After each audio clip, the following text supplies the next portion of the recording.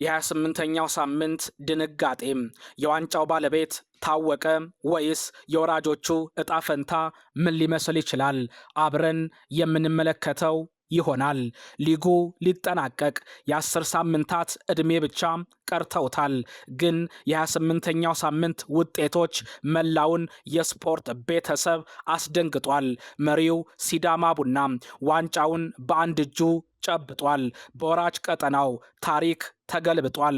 ወልዋሎ ከሞት ሲነሳ መድን ወደ ገደል አፋፍ ተገፍቷል። ዛሬም መላክ ወልደ ሰንበት የሊጉን ድራማዊ ለውጦች በዝርዝር ያስመለክተናል። ዘገባውን ሙሉቀን ሙጬ የማቀርብላችሁ ይሆናል። ቻናላችንን ላይክ፣ ሰብስክራይብ፣ ሼር በማድረግ ከኛ ጋር ቆይታን እንድታደርጉ በአክብሮት ጋብዘናል። ለዋንጫው ፍክክር 6 ክለቦች ተፋጠው ነበር። ነገር ግን በዚህ ሳምንት የፈገግታው ባለቤት የሆነው ሲዳማ ቡና ብቻ ነው። አራቱ ተፎካካሪዎች ባቻ ውጤት ሲለያዩ፣ አንዱ ደግሞ ሽንፈትን አስተናግዷል። በዚህ ምክንያት መሪው ሲዳማ ቡና ከቅርብ ተከታዩ መቻል ጋር የነበረውን የ8 ነጥብ ልዩነት ወደ 10 አስፍቶታል። ይህ ማለት ሲዳማ ቡና ለታሪካዊ ዋንጫ የቀረውን እድል እያሰፋ እንደመጣ ያሳያል ማለት ነው።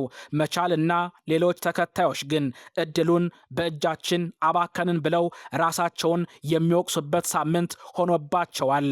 ይህ ከላይ ያለው ደስታ ግን ከታች የለም። የወራጅ ቀጠና ውጥረት እንደ ሰደድ እሳት የተቃጠለ ነው። ትልቁ ዜና ወልዋሎ ነው። ወልዋሎዎች ወሳኝ ድል በማስመዝገብ ከወራጅ ቀጠናው ራሳቸውን አውጥተዋል።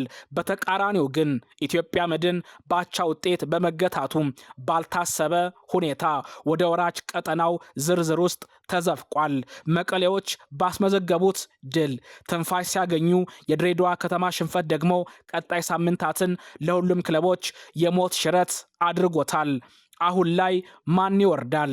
ማን ይተርፋል የሚለው ጥያቄ መልሱ ያለው በኳስ ሜዳ ላይ ሳይሆን በተጫዋቾቹ ልብና በደጋፊው ጸሎት ላይ ሆኗል።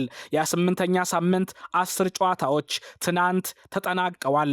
6 ቡድኖች በድል ሲፈነድቁም 4ቱ ደግሞ ነጥብ ተጋርተዋል። አሁን ጥያቄው ለናንተ ነው።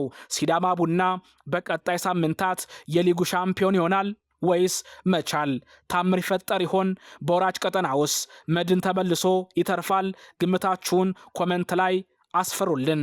የሊጉን ሰበር መረጃዎች በፍጥነት ለማግኘት ሰብስክራይብ ማድረጋችሁን እንዳትረሱ። ቸር ሰንብቱልን።